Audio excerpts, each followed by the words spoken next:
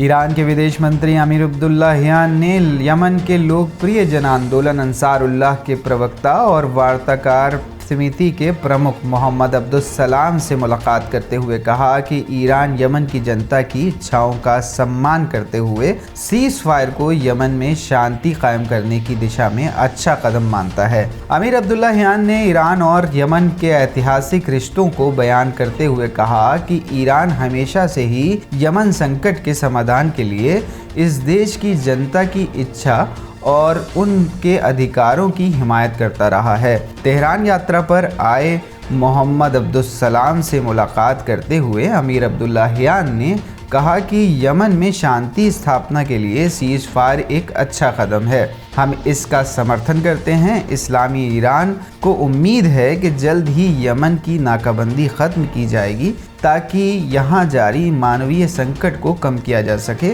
और लोगों को राहत और ज़रूरी सुविधाएं मिल सकें। वहीं मोहम्मद अब्दुल सलाम ने यमन को ईरान की ओर से मिलने वाली सहायता और समर्थन पर तेहरान का आभार जताते हुए उन्हें यमन के हालिया घटनाक्रम की जानकारी दी।